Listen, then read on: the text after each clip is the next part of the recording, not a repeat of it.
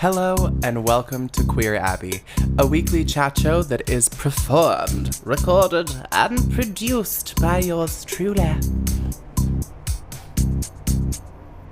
Hi everyone, welcome to episode 10 of the pod. I'm glad that you're here and I appreciate your continued support. Yeah, I'm feeling very grateful today that I live alone. It is such a fucking privilege, oh my god, to be able to just navigate your private life, your sleep, and your making food and eating and showering in privacy and without shame. Oh my gosh, it just feels so nice. And I guess I specifically have a lot of difficult experiences in my life around home and feeling safe in intimate spaces, and even at like the grocery store and stuff. So part of my adult life has been restructuring my relationship with taking care of myself and being at peace while I'm at home and at rest. And anyway, I'm really happy that I'm in a spot where I feel comfortable right now. Yay! Grateful for stuff. I have a 62-day Duolingo streak that I'm rolling with, and I'm doing Spanish lessons on there, so that's another good thing. The summer has really begun to slow down for me, and that is something to take note of for sure. It's not all the time in our lives that we have the opportunities to rest or to stop and count our blessings, so this is good. Life can be peaceful sometimes, and at other times it can be deeply chaotic and feel like it doesn't make any sense. I'm reminded of this when I think about the Palestine conflict that is still raging. I saw in the news that the Hamas leader was assassinated, or at least it's thought that they were assassinated by Israel or Israeli forces in Tehran. And I just am concerned about that, I guess is the least that I could say. I think that the death toll in Palestine is in the upwards of 40 or 50,000 people, which is sickening to think about. There is no reason that I could think of that 43,000 people or something like that need to be exterminated. It's so disgusting how we can get there as humans where we view each other as expendable. Ugh. We are part of a global community. We are just a part of the earth. We don't own the earth. We're not entitled to it. Oh my god, we just drew lines on a map, and I guess that's justification enough. We're so complacent with the reality that's handed to us that we're willing to just accept that people get killed for territory. Ugh, it's gross. I think it's even complacency on the part of the rich-ass people that kind of make it happen and pull those strings. Like, people want money more than anything. Everybody just wants comfort, and they want to avoid discomfort. It's this juvenile disposition that we have as humans, and I think the richer that people are, the more that they're able to make themselves comfortable and surround themselves with this swath of disconnection, right? Like, they don't have to think about, well, my oil tycoon daddy that just kind of does that stuff, and it doesn't, it's not me. I don't personally go out there and drill the oil out of the earth, so it doesn't matter. And I feel that this is connected to the Palestine conflict because, well, actually oil is a part of it. That's one of the reasons that everybody wants to go vampirize Africa and the Middle East, is because of the natural resources that they have. It's so gross. It's so gross. I really think that America may not last that much longer. I don't mean that as like a threatening statement. It's just like the sustainability of the culture that we've built. I don't see it. we're not there for one another. If we don't care that 43,000 people are getting fucking murdered just like across a body of water, and we feel like there's just somehow nothing we can do about that, and we're just gonna let our elected officials help that happen. Yeah, I don't foresee a lot of, or I don't see a lot of empathy in that, and I don't foresee a great future based upon that status quo. Kamala Harris is the new candidate for the Democratic Party. I didn't mean to make this intro entirely about politics, but so be it.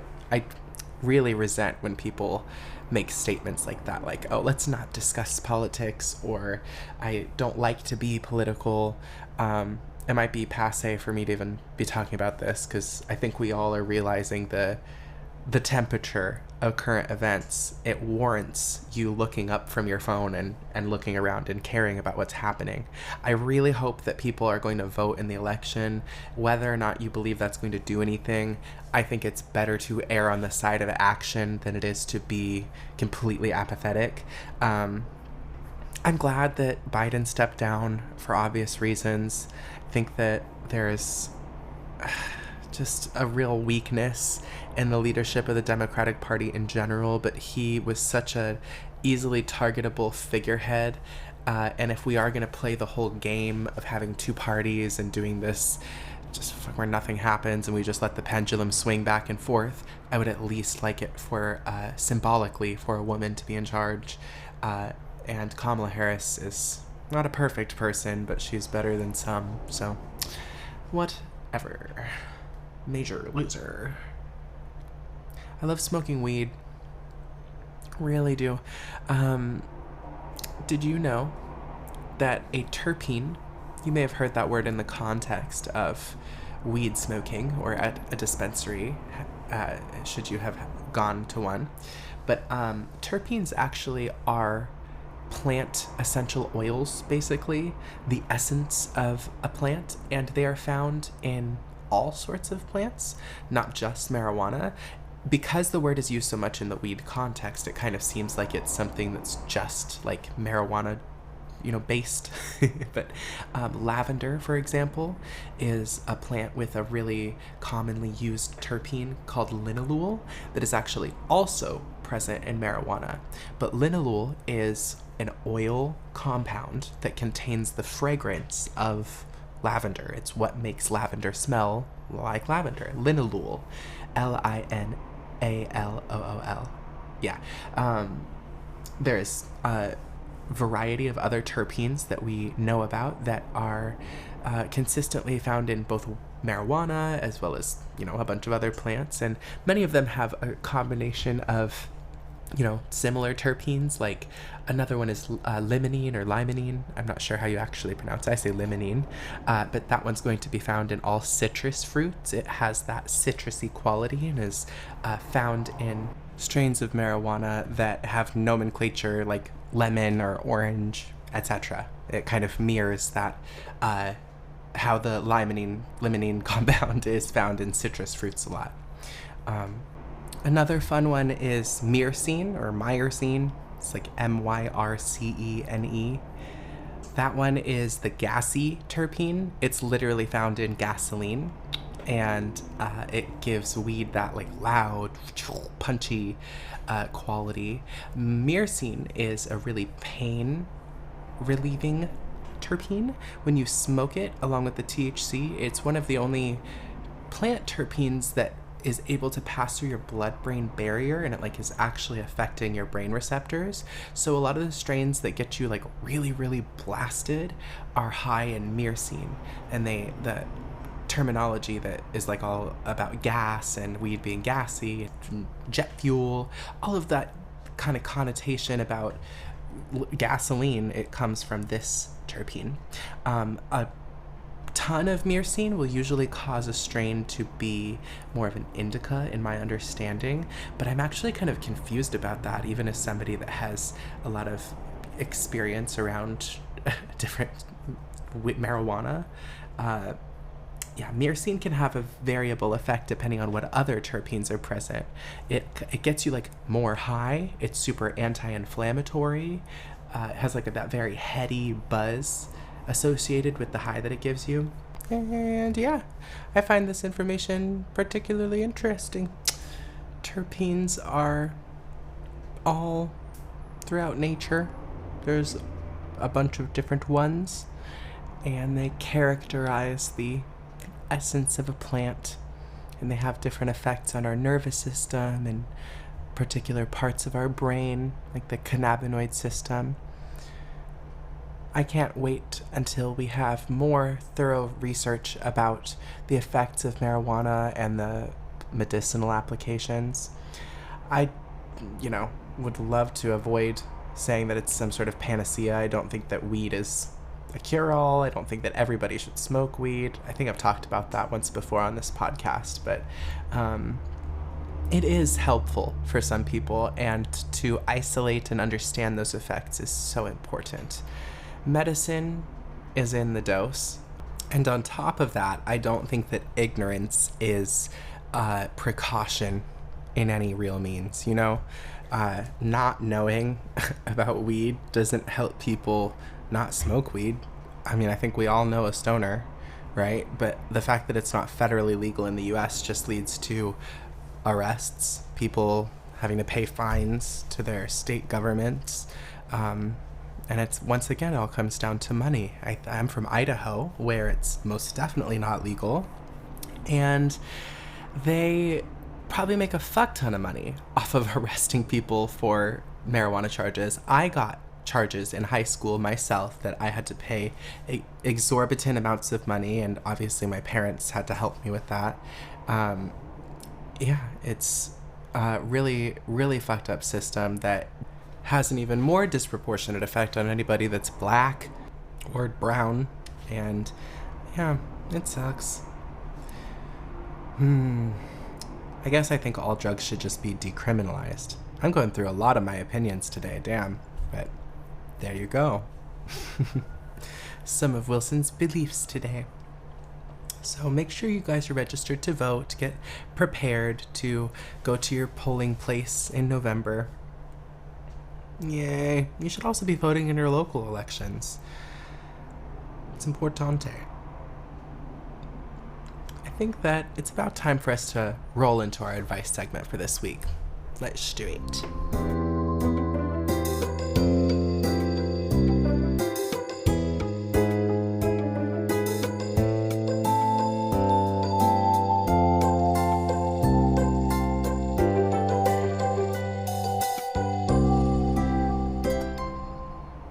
Alrighty, let's get ready to dispense some questionable advice. The first submission this week reads as follows. Queer Abbey. How do I make showering less miserable? Hi. I hate showering. I shower every day. For about 10 minutes, I wash my hair about, 2 to 4 times a week. Okay, well, that sentence contradicted itself. But I just can't stand it even though I do it. Getting undressed, going in the shower, washing my body, sometimes washing my hair, drying, putting on my clothes, etc. It's so draining every single day, especially with the post-shower routine of moisturizing, hair care, etc. I tried putting on some of my favorite music, switching up the lighting, but none of it has helped so far. Any advice? Oh, and I'm going back and reading that now. You wash your hair 2 to 4 times a week. No, you're not dumb. I'm dumb. Sorry about that. Returning to my answer to your question, showering can be kind of a task. It's one of those things that you should do every day if you can help it. Washing your hair, maybe less frequently than that might be a good idea. It depends on your hair type, but it's annoying to have to do things every day, and sometimes it can feel like there's something that's just like a ball and chain, right? But identifying the parts of it that are hard. What about showering is the most difficult thing? Is it a sensory thing? Do you not like how the water feels when you get in the shower? Do you not like the hair. For me, I really dislike the way that wet hair on my body while I'm showering. I'm somebody with, really long hair, and it gets everywhere, and you have to like manage that and like paste it to the wall while you're showering and then collect it afterwards like a little goblin. It's a lot of work, and there are times where I stop and I think, oh my god, is this worth it? Should I just like end it all? Because I don't fucking want to clean up hair out of the shower right now. But we get to do these things, ultimately I get to have hair, you get to have running water, and I don't mean to minimize your problem in any way, but there's a way that I think you could minimize your discomfort while doing it. So first identifying what is making you uncomfortable, and then maybe working a real and applicable solution on how you can make it less uncomfortable. I actually love showering, but because I know that it's gonna take me so long and I have like time management issues, that is kind of the source of my problem. Like I have to make it so that I can take an actually quick shower, but my compromise is I still want to do all the things that like feel nice and get thoroughly clean and everything. Like I have those little exfoliating gloves and a pumice stone, but I have everything now that I live alone. It's a lot easier, but arranged into this convenient little shower rack, and everything is just right there where I need it. I have a razor that has a little mount that sticks to the shower wall so that it's just right there for me.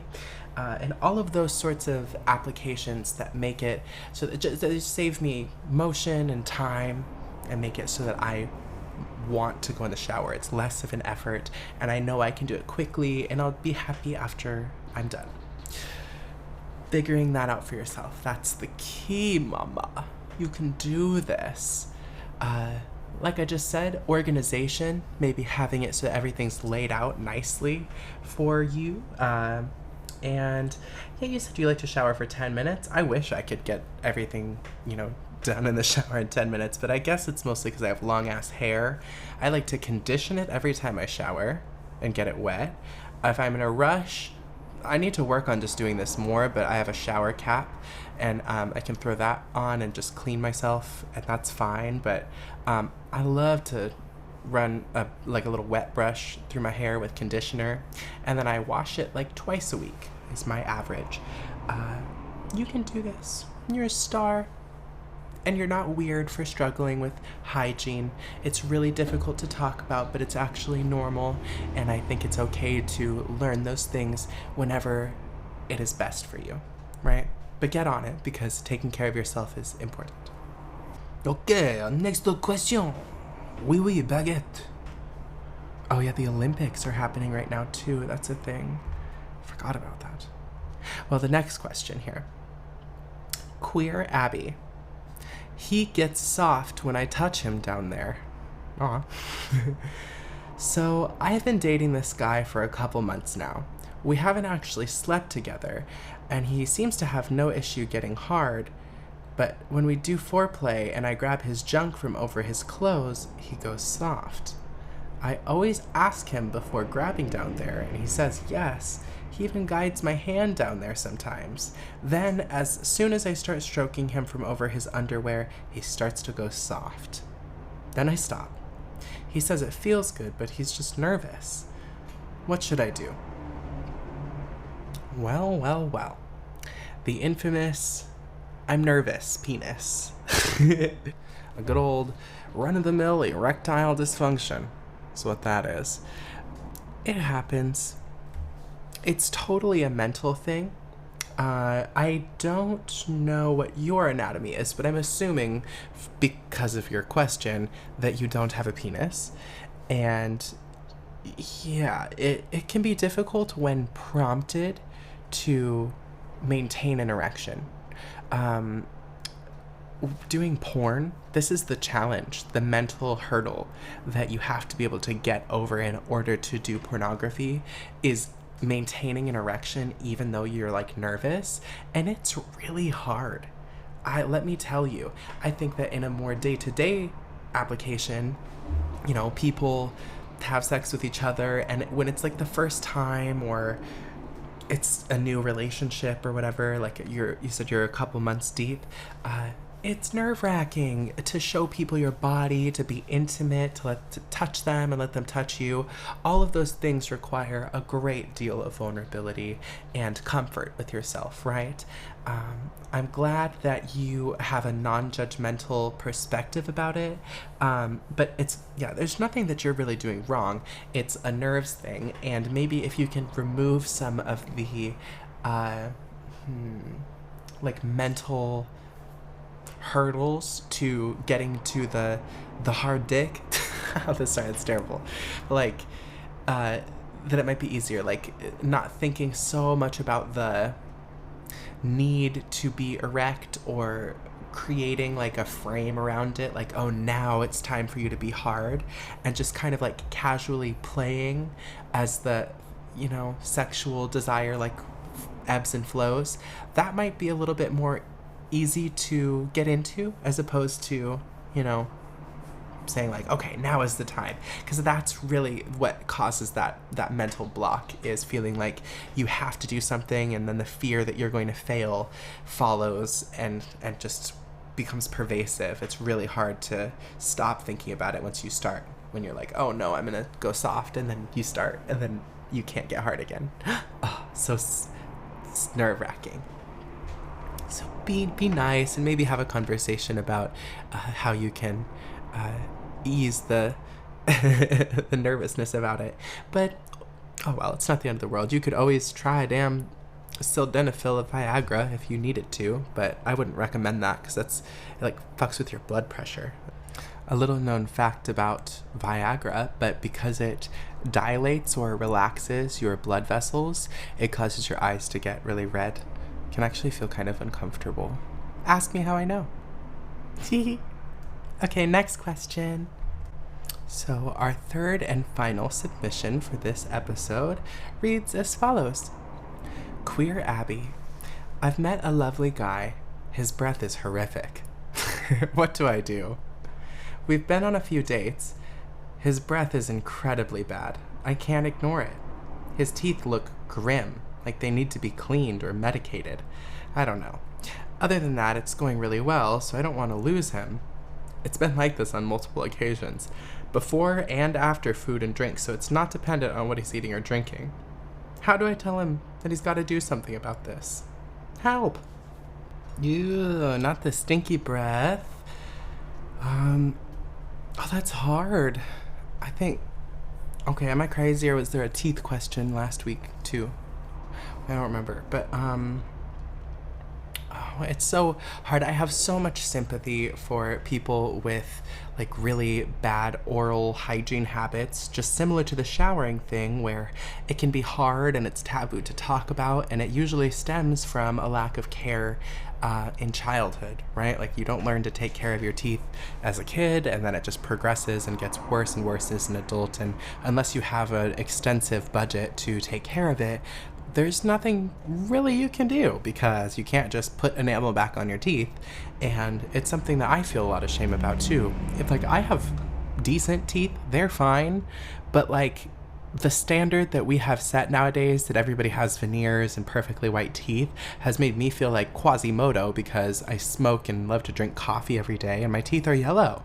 And that's actually kind of normal, but I feel gross about it. So anyway, returning to your solution here. You gotta just tell that bitch. You can't let people be walking around with hot breath that's like a exhaust pipe pumping out noxious fumes. That's just not right. God did not make us, the goddess did not make us to walk on this earth and have fucking disposals, garbage disposals in our face. That's not what that's for. Mouths are gross things inherently. They contain a bunch of bacteria, and so remember that and clean it twice a day. I think that being solution-oriented is the best advice that I could give you. It's clearly because you care about this person. If you really didn't give a fuck, and you can totally do this, it wouldn't make you a bad person, you could just leave. You don't need to be around a person with stinky ass breath if you don't want to be. But if they mean a lot to you, then maybe you want to help them to have less nasty breath. And that could look like figuring out why it is that they don't want to brush their teeth. Maybe they don't know. Maybe they need that reckoning to happen. A good old slap in the face to loosen their gingivitis or whatever. And yeah, I like having an electric toothbrush now. That was something I hadn't experienced until like a year ago. And it's really nice. It feels like it's like easier to brush my teeth somehow. So yeah, I know. Maybe gift them an electric toothbrush and see if that just changes their life, mama. Maybe you could give them $150,000 to go get a set of new teeth. That would be really thoughtful of you. And then while you're at it, you could do the same thing for me. Okay? That's my advice. Cash, check, card, credit, whatever you want, baby. I take it all. Living in a material. What material? Huh? Yeah. Alright, that's it for the advice segment this week. Thanks.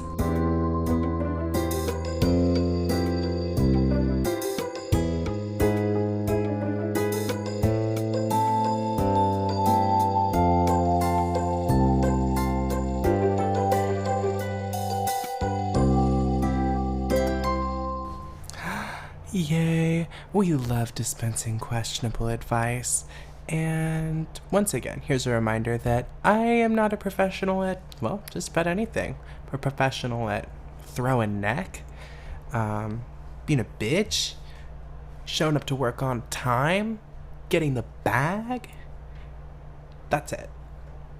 I can make toaster strudels without looking at the instructions, so yeah, I'm kind of a professional at that, but whatever. I do, on the contrary, know many professional musicians. So let's get into that musical spotlight, baby.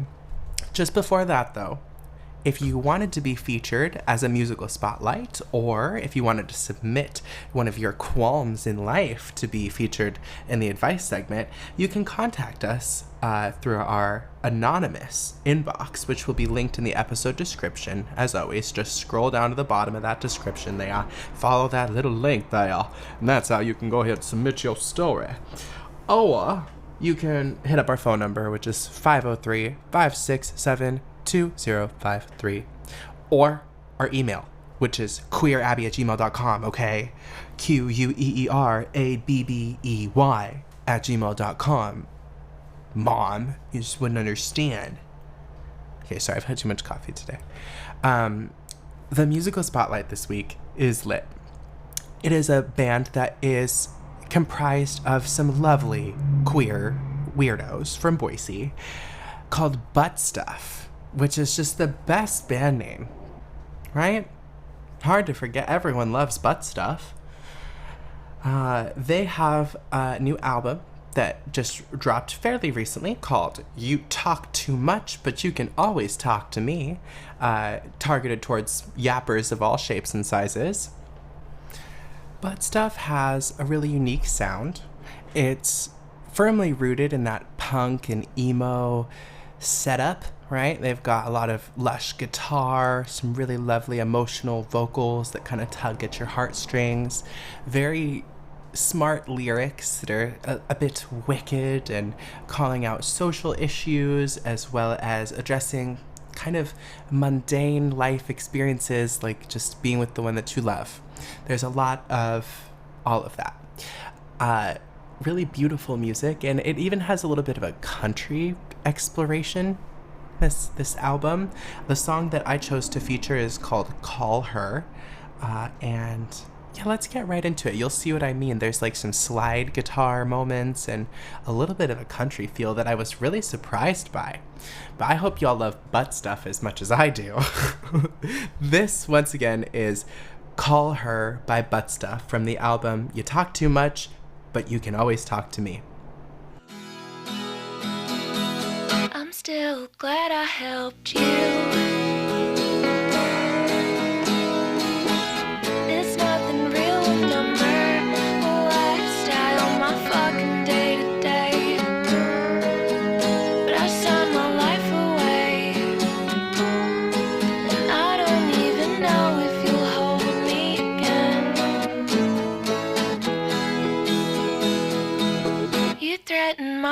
with your dad. Your husband won't leave me alone. My stomach is riding tonight.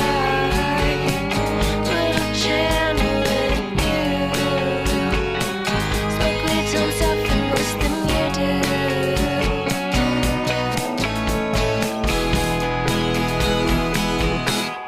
Fuck you, landlords, presidents and police, for taking so much from people you make need. Fuck you, landlords, presidents and police, for making so much of people you won't feed.